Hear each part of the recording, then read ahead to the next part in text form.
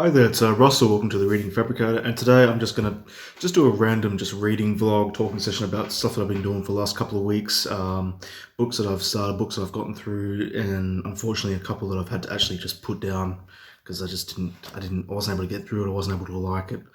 One of those books is Imperial Bedrooms by Bret Easton Ellis, a book that I've tried twice before, so this will be my third time. And on this first time I tried it, I got to around page 120 and then just stopped. I just did not care for it at all. So I picked it up again. In one sitting, I read about 45 pages. And once again, there's nothing there. There's nothing there that hooks me into it. I don't care for it at all. But the great thing about it, the funny thing about it is that the first 15 pages I think are absolutely brilliant. It's just everything after that just goes completely downhill. The characters just don't register on any sort of a scale for me, whether it be emotional or just there's just something that's just missing from this that wasn't in the first book, Less Than Zero. There's nothing there. The first 15 pages of this book discuss the making of the movie of Less Than Zero. So it's very meta. It's a very cool opening, very cool beginning. I really liked it, and when I was reading it, I thought, oh, okay, yeah, maybe, okay, this is really good. I'll probably get through the book, and it's a short book. I mean, this is like one of his shortest books. Probably is his shortest book. But after those 15 pages, it's like a plane crash. It's just I don't know what's going on. It's the scenes themselves, which are just almost like a series of vignettes, interconnected vignettes. Just all the characters. There's nothing there. There's no register. Apart from being there physically. I'm very disappointed in Imperial Bedrooms, and being my third time trying, I don't know if I'll ever get around to it again. And that's coming from a Bret Easton Ellis fan. I mean, I've liked everything else that he's written, apart from Glamorama, which I have yet to read. But yeah, so I had to put Imperial Bedrooms down, which is a bit of a disappointment, really. It was a bad way to start the week. But then I started getting into some poetry and some short stories.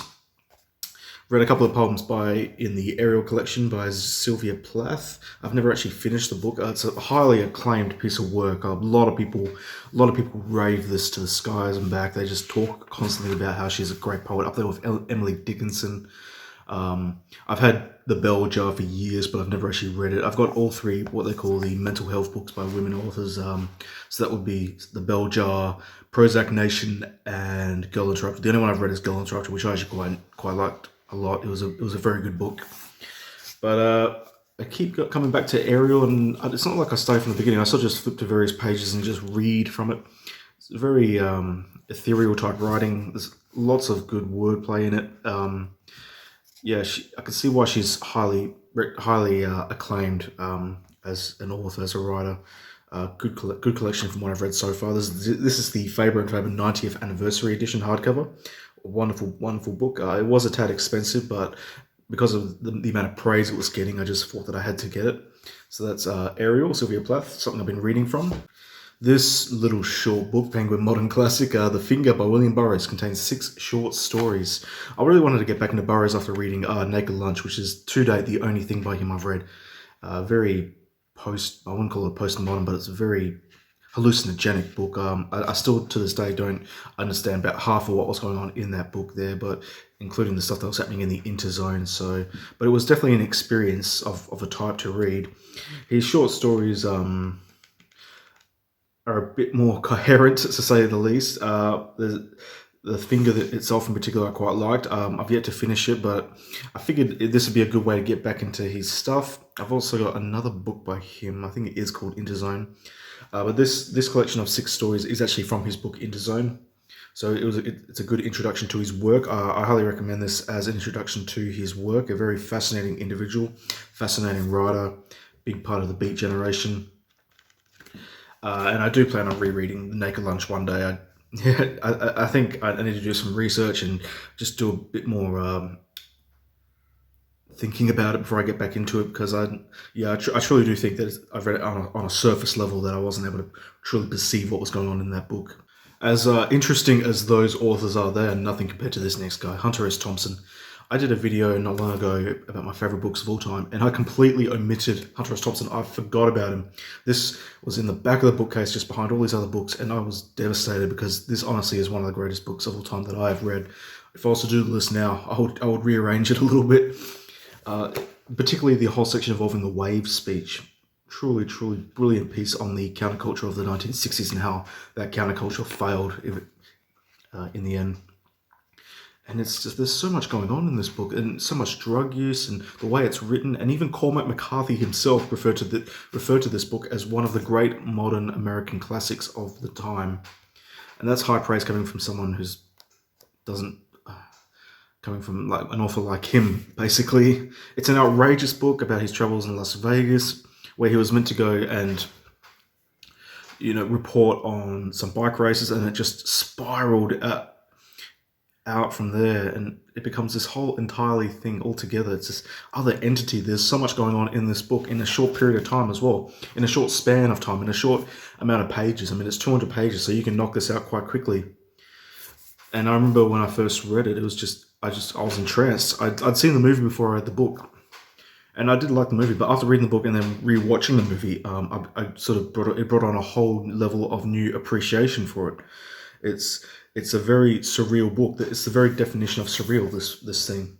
I've also got Fear and Loathing on the Campaign Trail and Hell's Angels. Haven't read either of those, but I have read The Rum Diary, which I'm also a fan of. I don't think it's as good as Fear and Loathing, but it's up there. It's a damn fine piece of fiction, or semi-autobiographical fiction, whatever you want to call The Rum Diary.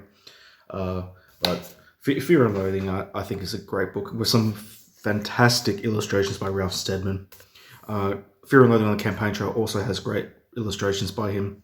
And I've also got Kingdom of Fear, which I've yet to read as well. So, yeah, his list of books in my TBR are stacking up. So I've got to go around to reading more by him. And then we've got the only other major Hemingway work that I've not read. That is the non-fiction book, A Movable Feast. The title taken from a phrase that he brought up describing Paris as a movable feast, a place that is an immovable feast.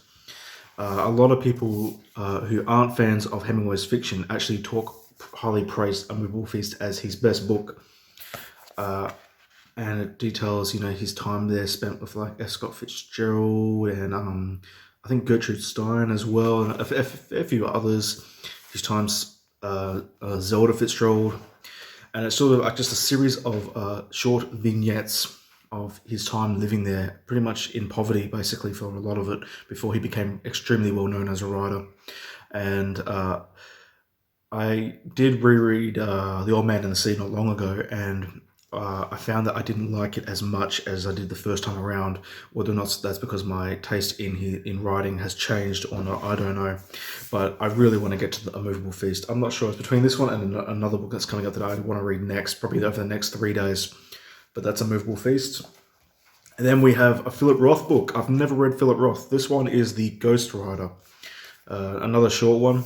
I had 2 Philip Roth books that have just mysteriously vanished. I can't trace them anywhere. I had to order them online from overseas, and they are Sabbath's Theatre and Portnoy's Complaint. They were the 2 that I really wanted to read, and I cannot track them down. I don't know where I've put them. I must have lost them somewhere when I moved houses. But when I go to all the bookstores in Perth, every single one has, The Plot Against America and American Pastoral, and I think The Human Stain. Those seems to be the books that are always in every store, but not Sabbath's Theatre and not Portnoy's Complaint, which are the ones that just sound a lot more edgier, especially Sabbath's Theatre, which is a very apparently quite a profusive book, a very abrasive book, a lot of adult themes going on in it. I really wanted to read it, and I couldn't get to it, but I did find this one here, The Ghost Rider. A bit tamer from what I see, but it's about his, I think, Nathan Zuckerman, who's someone who makes multiple appearances throughout his work. I don't know, don't quote me on that, because I haven't read anything by Philip Roth. And he goes to meet this reclusive author, and I like the sound of that. It reminded me a lot of Mao 2 by Don DeLillo, where this person goes to meet another reclusive author in that book as well. That was a book that Thomas Pynchon praised as well, so there's a bit of similarities going on there. But Yeah, Philip Roth is an author I keep meaning to get to, and I've never read anything by him, and I feel absolutely ashamed by admitting that. But that is The Ghost Rider. Okay, this one's a bit of an odd choice, and I didn't even know it was out, but it is Heat 2 by Michael Mann and Meg Gardner, which serves as both a prequel and a sequel to the hit film, which was set in 1995. This one spans from 1988 to 2000, so over a 12-year span period, 12-year time period. Follows Chris Shihellis, which was played by Val Kilmer in the movie, and the detective Vincent Hanna, who was Al Pacino, sort of follows their trajectory, trying to track each other, trying to track him down, and also serves as a prequel to the film, which shows the gang and how they came to be and all that sort of thing. I was only 40 pages into it, but the funny thing is that when I saw this, I picked it up, but then I spotted Speedboat by Renata Adler, which is a book that a lot of authors that I love highly recommend. So many authors talk about how great Speedboat is as a piece of work, as a piece of cult fiction, a cult classic. And I had to decide between, I was holding both books and looking at them. Speedboat was only $20. This one here was like $35. But being that big a fan of movie novelizations, I just had to go with Heat 2. I also read Once Upon a Time in Hollywood, the novelization of that, which was also a bit different from the movie, and I thoroughly enjoyed that. So I'm hoping to thoroughly enjoy this beast. Quite a thick piece of work as well. Wonderful cover. I mean, I love that. It just, when you think of that, you immediately think of the heist films and that sort of thing. So it's a great piece of fiction. And I've always been wondering what Michael Mann's been doing ever since he released Black Cat back in, 2015, which was a massive failure. Although from what I saw, I didn't mind it. I do mean to go back and rewatch it, but now I really want to watch Heat, and while reading this, so that's Heat 2. Oh man, this is just a theme that keeps going on. Another author that I've never read, William Faulkner. Oh, this is a big one. One of the great American writers. You know, he's held in the same esteem as Ernest Hemingway. And when I've seen people do videos on him and talk about all the books that they've read by him, and I ask them, what do you recommend? And a lot of them say Light. Is it Light in August or Light by August? I can't. It's one of those two. Or As I Lie Dying. So I picked up As I Lie Dying because Light in August was not available. And I do intend on getting to this sometime soon. Maybe I might even read it next instead of a Movable Feast. I don't quite know. I've had the other book I've had by Faulkner is Absalom. I've had that book for 2 years now. But just looking at, flipping through the pages, it looks like a really dense piece of work. It looks like maybe the book that you shouldn't start with when reading into his bibliography. So thanks to those people that recommended I read As I Lie Dying. That will be my starting point into his work. William Faulkner. No more needs to be said about him. Okay, the next one is a piece of non-fiction cinematic essay. Transcendental Style in Film by the director Paul Schrader. Now, if this name Paul Schrader sounds familiar, that's because this is the guy whose collaborations with Martin Scorsese include Taxi Driver, Raging Bull, I think The Last Temptation of Christ, and Bringing Out the Dead, which are 4 powerhouse films. In particular, Taxi Driver, which I maintain is one of the greatest films ever made. But as a director, he's done some pretty good stuff, including one that he did a few years ago called First Reformed, which has this is an amazing film. I really like First Reformed. But this book here is his essay that he published not long after he graduated and before he was doing screenwriting for Martin Scorsese and that sort of thing. And it mostly follows the style of 3, what he terms great directors. I'm just going to read them out of here. Yasujiro Ozu, who I know personally from Tokyo Story, but I'm going to admit I've not seen any film by any of these 3 directors, so I've got a lot to catch up on. Robert Bresson and Kyle Dreyer. And being a fan of cinema in general, I feel that I have an obligation to watch these sort of films. I mean, I also must admit that I've not seen any Andrei Tarkovsky films, even though they are extremely hard to find. I mean, I can probably watch Solaris or Stalker online on YouTube. And Ingmar Bergman, I've not seen a film by him yet either. Although I have watched Federico Fellini and obviously Kubrick. And who's the other one? The other author, Akira Kurosawa. You know, obviously with Rashomon and Seven Samurai. That was actually a pretty good film. I really like Seven Samurai. But yeah, there's quite a few acclaimed directors out there who pretty much transcended filmmaking in general and turned it into a true art form that I've not watched. So I've got a lot to catch up on. Well, when I saw that the Paul Schrader, the screenwriter, wrote a book on these great directors, I just thought I had to have it. So that is Transcendental Style and Film. I'm really looking forward to reading this. It'll be a good piece of essay. This one here, I actually had to blow dust off it because I've had it for years. I've had it ever since I saw the film. Under the Skin, Michael Faber. And if you look carefully, you can even see like a face. It's a wonderful cover there. I remember watching the film for the first time and being completely just blown away. And I don't know if it was a good thing or a bad thing at the first time I watched it. I sort of just did not understand, did not know what to expect. The score sort of gave me a headache, but it was in a good way. I really like the score by Mika Levi, especially the track Love. That's one of my favorite tracks of cinematic score of the 21st century. It's a beautiful, beautiful track. And I still maintain it's probably Scarlett Johansson's best film. But I hear that it's a lot more, that movie is a lot more obtrusive, that it really strips away everything and sort of makes you think more, whereas this one gives you a little bit more detail as to why the alien is on Earth in Scotland. That's about as far as I know about the book itself. And I actually have a real hankering to read this one. So right now it's really, really between this one and the Movable Feast that I want to read. I probably will read Under the Skin because I want to give the movie another rewatch. I haven't seen the movie in years. But I want to get back into some science fiction because I think the last sci-fi I read was Dune all those like 6 months ago, which I actually thoroughly enjoyed. But the one before that was Roadside Picnic, which is obviously the basis for the movie Stalker by Andrei Tarkovsky. And I mean, I actually really liked Roadside Picnic. It was like 1/3 sci-fi, but the rest of it was all conversations that happened outside the zone. And in particular, one conversation with, I can't remember if it was a scientist or a philosopher in a bar, which to me is the absolute highlight of the book. Brilliant, brilliant piece of writing going on there. So if you haven't read Roadside Picnic, by all means, give that one a shot because as a piece of science fiction, it is one of the great classics. Hopefully this one will be too. I don't know yet, but I'm going to give it a read. Maybe even start reading it tonight. Here's a beautiful one. I was in absolute awe when I found this one online. A hardcover edition of Voices from Chernobyl by Svetlana Alexievich. Most people will know the book as Chernobyl Prayer. That's what the title is in most of the countries, but in the original Russian, it's Voices from Chernobyl. The oral history of a nuclear disaster. It's just absolutely stunning. I was really happy when this came, and it's in immaculate condition as well, so I was really happy to get this. I've not read anything by Svetlana. I've also got The Last of the Soviets, which is a thick book. It's going to take a long time to read that. But I think I'll give Voices from Chernobyl a read first. The other book, the other non-fiction I'm talking about that I want to read as well, I don't have it with me, unfortunately, but it's I think it's called Underground by Haruki Murakami, which talks about the gas attacks that happened on the subway system in Japan, which sounds absolutely fascinating.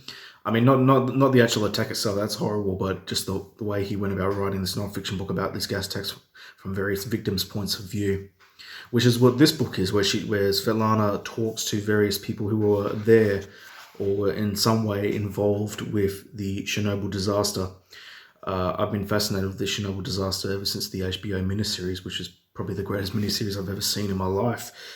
And it appears to be a short book as well, so it can be done in a short period of time. But yeah, I'm just in awe of this. Just the cover itself just draws you in. There's just something sinister going on in this book. Voices from Chernobyl. The next one is the Pulitzer Prize winner for fiction 2022 by Joshua Cohen. I think I'm going to butcher this, but let's see. The Netanyahus. Doesn't really give you much, does it? It's sort of just a blue cover. So it looks like the sort of thing that you find in a university library or a university store where you purchase books for an English class or something like that. It doesn't give you anything. It's blank. So I'm not sure what the hell to expect from this. All I know is that it's semi-based on a meeting between a family and Harold Bloom. Harold Bloom was a very controversial critiquer of books. He was beloved but also hated based on how he perceived certain works of fiction, in particular Infinite Jest, which he described as just one of the worst things ever. He praised Stephen King in comparison to Infinite Jest. Not that there's anything bad about Stephen King. I've liked a few things by him, but yeah, I disagree from when it comes to Infinite Jest. But this one here, the fact that it was a Pulitzer Prize winner, I just sort of it just drew me in, so I thought I had to pick it up. I don't know anything about Joshua Cohen. I don't know what else he's written. So this will be a whole new experience for me, the Netanyahu's. And the last one is a J.G. Ballard book. As I said previously, I've been a fan of his work: Crash, High Rise, Concrete Island. The list goes on. He's a very prescient writer. But this one here is called Running Wild, which is about a massacre in a wealthy gated community in London. It's very short. It's under 100 pages. My roommate actually gave this to me and said, "Oh, if you like his other work, you should give this one a shot." So I'm really looking forward to reading that. Hopefully it measures up to the same standard as Crash and High Rise. I mean, I still maintain High Rise is one of my favorite books I've read over the last 2 to 3 years. It's a great piece of work. So that is Running Wild, and that is the collection of books that I showed with you. Some truly different pieces of outliers there. Just bit of a mixed match. We've got movie novelizations, we've got essays on film, we've got non-fiction, we've got novellas, we've got poetry, we've got short stories. So yeah, the whole work's there. And unfortunately, yeah, with Imperial Bedrooms, I mean, if you have read Imperial Bedrooms by Bret Easton Ellis and you do like it or you do love it, please let me know how you got about reading it, how you thought about reading it, and how, I just want to know in general how you were able to enjoy it, because I just cannot seem to find a gateway into that book. I truly can't, and it's a real shame because, yeah, as I said before, I'm a fan of Bret Easton Ellis. But all the others there, I'm very excited to read, and in fact, I might just start Under the Skin tonight. That might be the one, yeah. So this has been fun. A reading vlog. I haven't done that in a long time, but thank you very much, and catch you on the next one. See ya.